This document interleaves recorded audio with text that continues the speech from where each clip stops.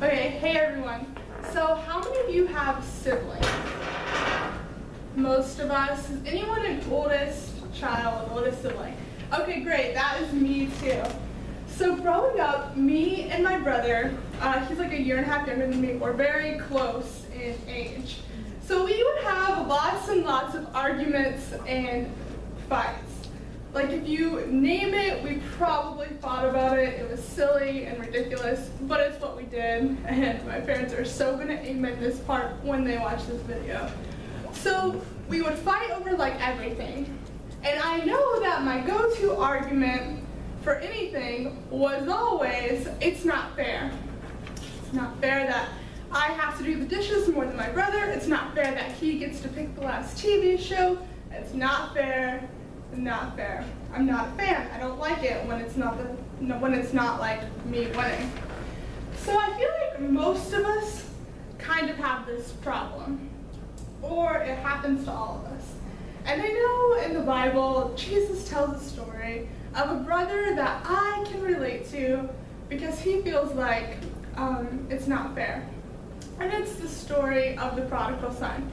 And I know you've all heard it, so I'll tell it really quickly. So there is a father, two sons. The youngest son is like, hey dad, I want my inheritance early. He takes it, leaves the country, blows it, just wastes it. There's a famine, no money, he can't do anything. He has to go get a job from like a pagan and has to feed his pigs. He's so hungry, he wants to eat pig food, decides that, hey, life was better at home, so I'm gonna go ask my dad if I can be a servant in his house because I'm not even worthy of being his son. So he goes home and he's walking there, and while he was still far away, his father sees him, runs to him, embraces him. He gives him a ring on his finger, sandals on his feet, a robe, and throws a celebration with the fattened calf. It's great. It's one of the most beautiful images in Christianity. And I love that story, especially when I feel like I've been the prodigal son. Big fan. It's great. But there's someone else in this story who we hardly ever talk about. It's the one who's out in the field. He's the older brother. We might mention him in this story, but we don't normally spend much time talking about him or what he does. So we know a few things about him. He's the oldest, and he would have gotten 2/3 of the inheritance. We know that he stays with his father and works for him. He does everything that a good son is supposed to do. He's out in the field while there's a celebration, and everything he does looks good. He looks like the quote-unquote good son. He looks like the good son. I'm sorry.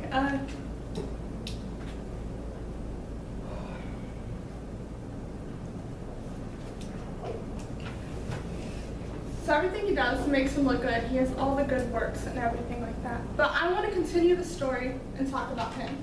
And this actually comes from Luke 15, and I'm beginning with verse 25. And it says, meanwhile, the older son was in the field. He came near the house. He heard music and dancing. So he called one of the servants and asked him, what is going on? Your brother has come home, he's replied.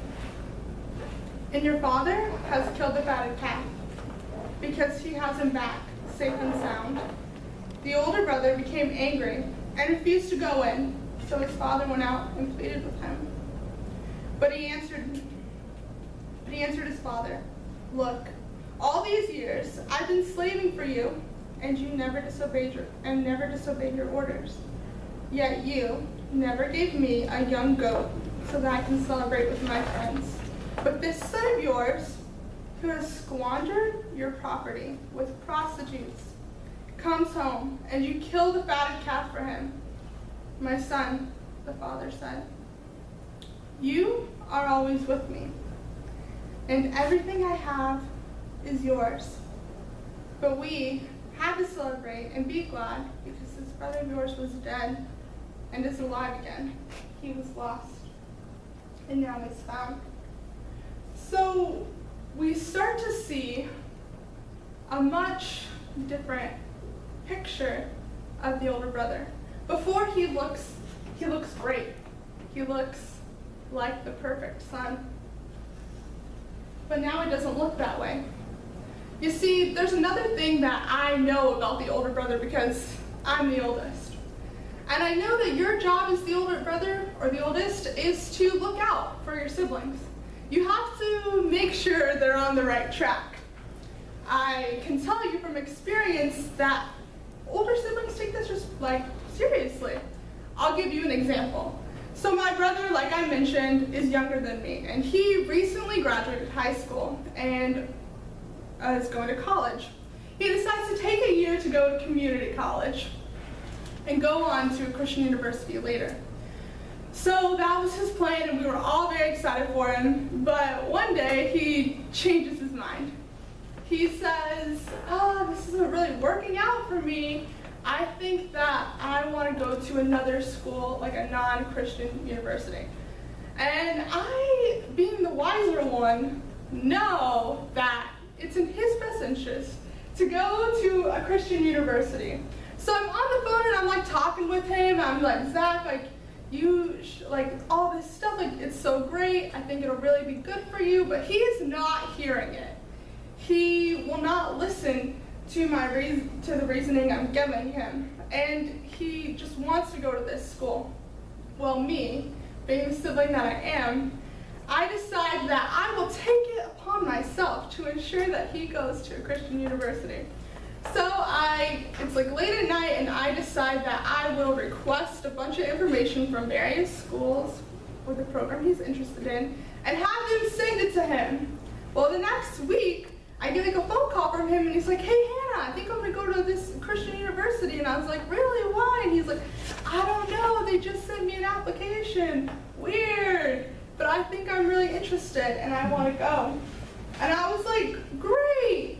So my actions paid off. So I know that this older brother had to have conversations with his younger brother about how wrong it was for him to take his inheritance and leave. So when his brother didn't listen, I know it had to hurt him, just like what he was going to do hurt his father. But after I read that passage, he doesn't seem like the good older brother anymore. We see that he is angry at both his father and his brother, mad at them both. He's jealous of what the younger brother has gotten. He's jealous of the party that is being thrown. He says to his father, "Dad, I've been here all along, and I don't even get a party with a goat, but you give him, this son of yours who's been gone, you give him a party with a fatted calf? That's not fair." That's what he's saying. That's what I always said. That's not fair. The next thing we notice is that he harshly criticizes and condemns his brother. When he's talking to his dad, he says, this son of yours who has wasted his money and his inheritance on prostitutes, you accept him back like this? You see, prior to that in the text, there's no mention of prostitutes. It calls it wild living, but no mention of prostitutes. But isn't that what we like to do?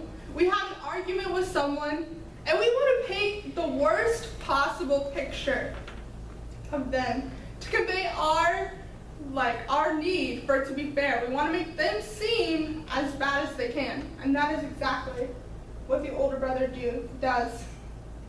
The next thing we see is his poor attitude. We see that he's jealous, and we see that he's self-centered.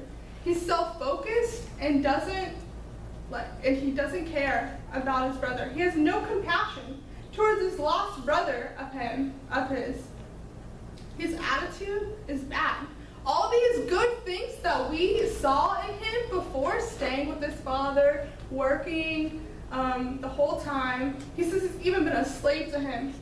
That doesn't seems so good because of his attitude. So the father, the passage ends with Jesus telling people about the conversation that the father and the son have. And the father says, "Son, you've always been with me. Everything I have is yours." And we just kind of end on that note. We don't really know what the older brother does afterwards, but I think there's a lot of things we can learn from him. The first thing that we can take from this older brother is to check our heart. What are your motives? Are you self-focused? Are you jealous of what other people have? And then from this point, we also see that attitude is just as sinful as actions. It's very obvious to us that the younger brother is sinful when he rebels against his father. What's not, or what is also obvious, is that the older brother's attitude is also sinful. The second thing is, do not compare your journey or walk with the Lord with someone else's. You see, you may be walking home, but maybe they've always been home. It's definitely not going to look the same for you or them. And you will never win that game if you're constantly comparing yourself to someone else. And then the final thing I believe that we can learn from the older brother is to rejoice and to celebrate with those around us. Because like I said before, we don't know their journey. The older brother probably never stopped and thought about the humiliation that the younger brother must have felt when he was out in another country and he didn't have a job and he had to feed pigs. He never thought about the way his younger brother felt. So like I mentioned before, we don't really know what happens towards the end of the story, but I think if Jesus would have kept telling it, because I'm the oldest, I think I know what the older brother would have done. I think he would have forgiven him, because after all those fights I had with my younger brother, even if I was angry with him for a while, I forgave him. Because I make mistakes and he makes mistakes, and we learn to get over it and love each other for it. There's a lot of things we need to remember from this story. And one of the greatest things is the compassion the father shows.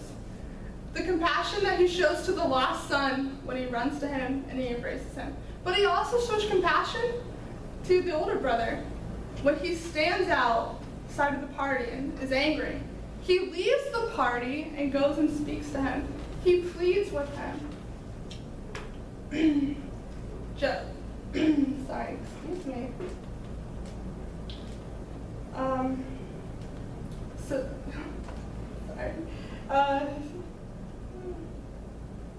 Excuse me. So I think from this story there are a lot of things we can take. But I hope that you remember to always check your heart. Think about how you feel, or like the way you're feeling towards other people. Is it a self-focus, or are you jealous of what other people are receiving? Second, always remember to never compare your journeys, because that will never work in your favor. And finally, remember to celebrate with those around you. Celebrate every victory that your brothers and sisters have. That's all I have. Thank you, Hannah. You can be so nervous, Dr. Ehler.